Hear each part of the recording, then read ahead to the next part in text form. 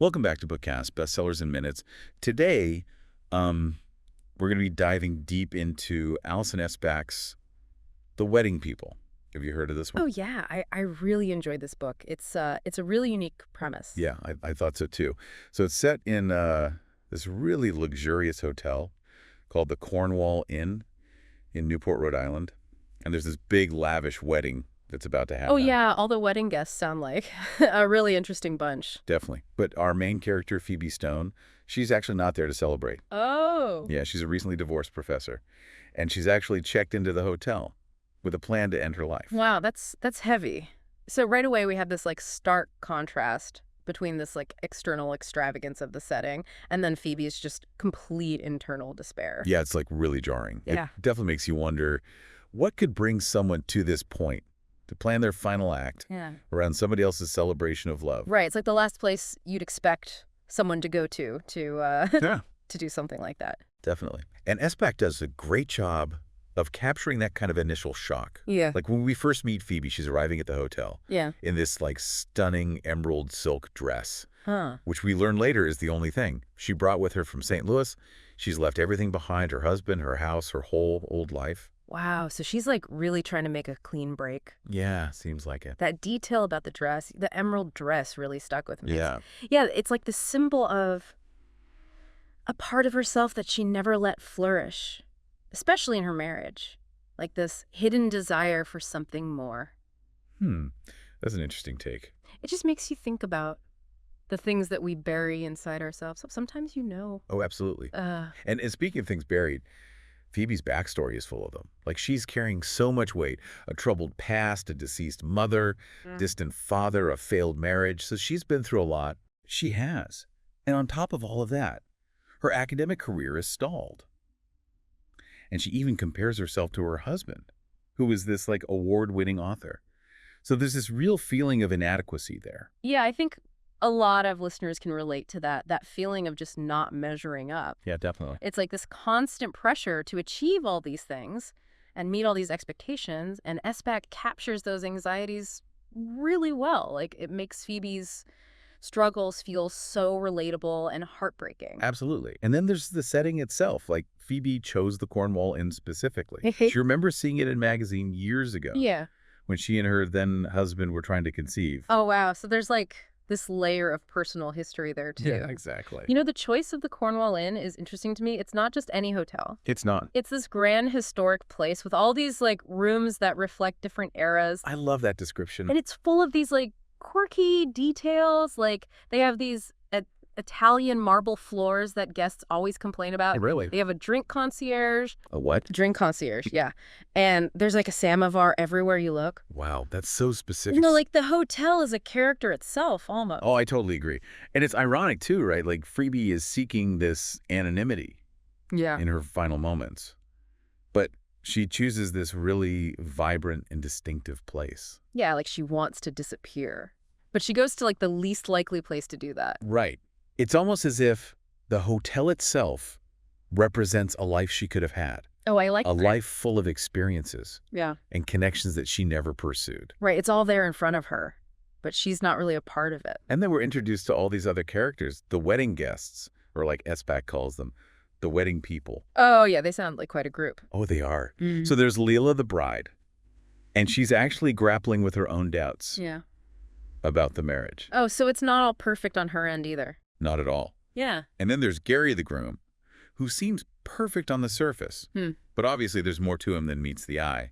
And then there's his uptight sister-in-law, Marla, and his free-spirited brother, Jim. Seems like a typical family dynamic. Yeah, kind of. Yeah. And each one of these characters is bringing their own baggage to this celebration. Right, nobody's coming in with a clean slate. Exactly. Yeah. And then there are all the other quirky supporting characters, Yeah. like Patricia, Leela's mother.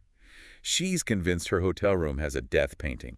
It's so funny. Oh my gosh. And then there's Juice, Gary's young daughter, from a previous marriage, and she forms this really unexpected bond with Phoebe. Ah, that's sweet. And then you have Leela's friends, Suze and Nat, who are just this constant source of comic relief. So there's like a real mix of personalities there. Oh, yeah, definitely. It's interesting how Espach surrounds Phoebe with all these like lively personalities. It is. Each one of them kind of pushing her in their own way to step outside of herself, I think you're right. like out of her isolation. Would you agree that this is where we start to see Phoebe kind of change a bit? Oh, definitely. Yeah. Like she gets pulled into the wedding preparations almost by accident. Oh, how does it happen? It's a series of little things, but she ends up becoming this like unexpected maid of honor, Wow. offering advice, running errands, attending all these pre-wedding events, which, by the way, get increasingly chaotic as the big day approaches. So is she seeking this out, or is it just kind of happening to her? I think it's a bit of both. Like, Yeah. on one hand, she's trying to disappear, like she wants to blend into the background. But on the other hand, there's this pull, this curiosity about all these people and their lives. Yeah, I can see that. It's like she's simultaneously drawn to Yeah. and repelled by this idea of connection. Right, like she wants it, but she's also afraid of it. Exactly. That's a really great point. It's like this internal struggle between wanting to withdraw from life and then this like basic human need for connection. Yeah, and I think a lot of people can relate to that feeling of wanting to be alone, but also wanting to be with others. Right. We all need connection, even if it's hard sometimes. And it's in these moments, amidst all the absurdity of this high society wedding, that we see glimpses of Phoebe's old self. Oh, like what?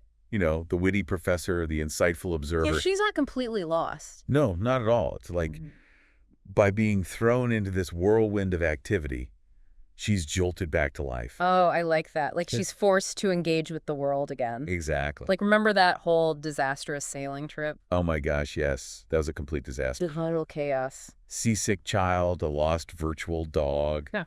arguments about grammar, and then the bride almost has a meltdown. It's amazing they all survived. I know, right? But it's also where we see Phoebe really starting to step outside her comfort zone. She's interacting with Gary and Juice, offering these insightful observations about the wedding party. It's like she can't help but be drawn in, even as she's trying to detach. That's so interesting. That scene is like this perfect little microcosm of the whole novel, you know, all these like unexpected connections and forced interactions and just the messy reality of life colliding with all these carefully curated plans. Oh, absolutely. What did you think of how that scene played out? I thought it was brilliant how Espach uses humor to highlight how ridiculous everything is, but at the same time, she's revealing all these deeper anxieties that the characters are dealing with. Yeah, I thought that was really well done. And it's not just the sailing trip. There's also that really awkward bachelorette party. Oh, yeah, where they hire the panda mating expert. Yeah. That was so cringeworthy. I know, right? But it was hilarious. It was. I think that scene also reveals this, like, underlying discomfort with traditional expectations. Oh, yeah. Like, about female happiness. You know, Leela, the bride, is clearly uncomfortable with the whole thing. Oh, yeah. She's not into it at all. Right. And it's a stark contrast with Phoebe, who's starting to become more curious, maybe even a little envious. Yeah, I can see that. It's like she's watching all these people, all these wedding people. Yeah. And she's seeing this version of life that she both rejects and longs for. Right. She doesn't want it, but she kind of does. Yeah. And it's through these interactions, especially with Gary, that we really see Phoebe starting to wake up from this like emotional numbness that she's been in. Yeah, their connection is definitely interesting. It starts from a place of shared grief. It does. You know, Gary's mourning his deceased wife, and Phoebe's dealing with her own sense of loss. And disillusionment. Right. And so they find solace in each other in these late-night conversations, sharing stories and being vulnerable.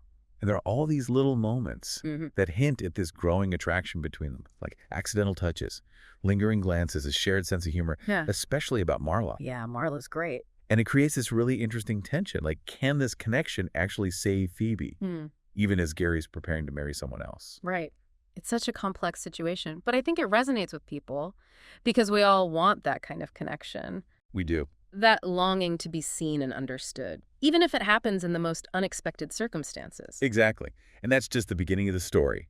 Things get even more complicated as the week goes on. Oh, I can't wait to hear what happens next. So as we get closer to the actual wedding day, things start to kind of fall apart. Like we have this series of events that shake up Phoebe's plan. You know, the plan she had when she first checked into the hotel. Like Leela confesses to Phoebe that she's having second thoughts about the marriage. Oh, wow. So she's not so sure about Gary after all. Right. And then on top of that, the vintage car that they're supposed to use for the wedding, it gets vandalized. Oh, no. What happened? Well, let's just say it involves a lot of feminine hygiene products. Oh my gosh, that's so bizarre. It was like a very specific and targeted attack. Who would even think to do that? I know, right? It's definitely not your typical wedding prank. And then there was that whole scene with the tarot card reading. Oh, yeah. What did you think of that? Well, the reader told Phoebe that she was going to come into property and kept reminding her that she's here, like present in all this drama. Yeah, I thought that was interesting. It's like the universe is trying to tell her something. Right. Like, wake up, pay attention. Exactly. And all these events, they may seem random, but they're all pushing Phoebe to confront her own feelings about, love and loss and what she actually wants for her future. Yeah, she's not just an observer anymore. Right. She's being forced to participate Yeah.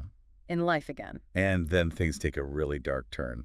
Oh. Yeah, Phoebe actually tries to take her own life. She swallows a bottle of pills. Oh, wow. It's a really intense scene. That must have been hard to read. It was, and it really makes you realize how much pain she's in. It's like a turning point in the book, right? It is. It's like by facing death, she's also waking up to life. I think you're right. And it's interesting that Espach doesn't present it as a solution. Yeah, it's not like a romantic idea of suicide. Right. It's more like a catalyst for change. So what are your thoughts on that scene? Well, I think it's a really powerful reminder that even in our darkest moments, there's always hope. There is. Like a chance for renewal. And for Phoebe, that renewal comes through her connections with the other characters, especially with Gary. Their connection really deepens. Yeah. In the days leading up to the wedding, like remember when Leela asks Phoebe to take her place in the surfing lesson with Gary and Juice? Oh, yeah. Talk about awkward. I can't even imagine. But it's during that lesson They're that we really see the chemistry between Phoebe and Gary. like they can't deny it anymore. Right, and Espach describes this moment where Phoebe's helping Gary zip up his wetsuit, and it's so intimate. Like, it's almost like she's putting a necklace on a lover. Wow, that's a great image. It really shows how their relationship is changing. Yeah, it started with the shared grief, but now it's becoming something more, like Phoebe's coming back to life. He is. And Gary's feeling it too. He So is. tells Phoebe that he feels most like himself when he's with her. That's a big confession, considering he's about to get married. Right. What do you think is going on there? I think it speaks to the depth of their connection. Mm. They've found this space where they can be honest, where they feel seen. And understood. Yeah. It makes you wonder, can this actually turn into something real? It does. Will Gary follow his heart? Or will he stick with his commitment to Leela? And then, in a total shocker, Leela calls off the wedding. She does. She does. What happens? Well, she realizes. That she's not in love with Gary.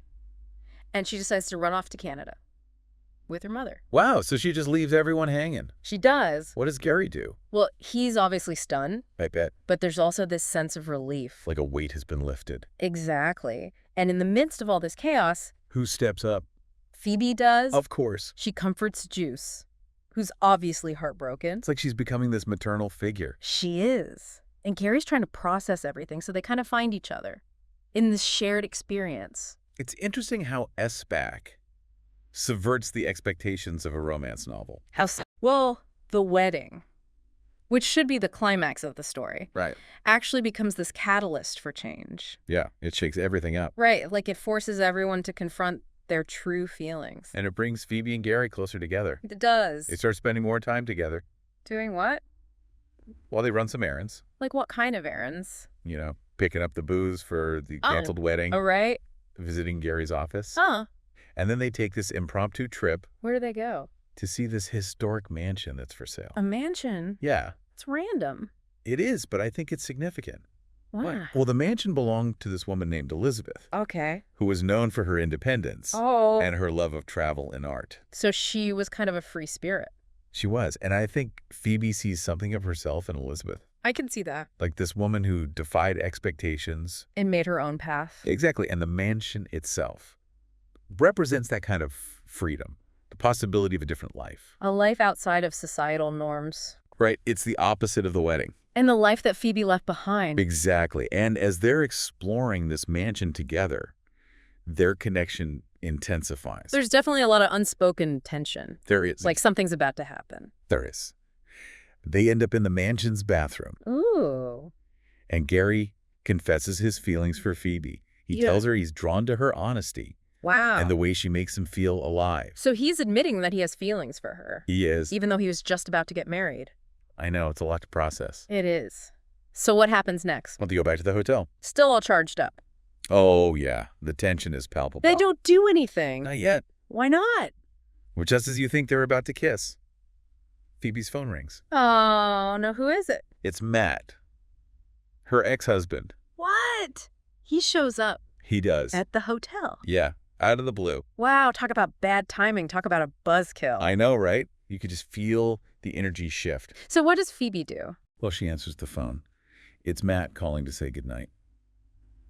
And to tell her again how sorry he is for hurting her. Wow, so he's really trying to make amends. He is. But it's too little too late. It seems like it.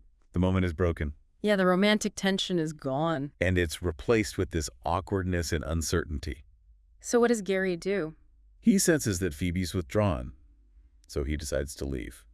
They say goodnight, but you can tell there are a lot of unanswered questions. Oh, man, that's rough. All those missed opportunities. I know, it's heartbreaking. It's like a reminder that even when you have the best intentions, timing is everything. It is. And sometimes things just don't work out. That's life, I guess. The next morning, Phoebe wakes up to a text from Gary. Oh, what does it say? He's checked out of the hotel, and he's heading back to Providence. He thanks her for her friendship and support. That's it. Yeah, pretty much. No grand declaration of love. No plans to meet up again. Nothing. Wow, that's a lot to unpack. It is. I mean, it's not the ending you'd expect from a romance novel. No, it's not. But it feels real. It does. Like life doesn't always tie things up in a neat little bow. Exactly. And sometimes the most meaningful connections don't end with a happily ever after. They don't. But they still teach us something. They do. They help us grow and evolve. And figure out what we really want. I think that's what makes The Wedding People so much more than just a romantic comedy. I agree. It's a story about grief and longing and the power of human connection. It's about those unexpected turns that life throws our way. It is. And the messy beauty of relationships. And the courage to embrace change. Even when it's scary.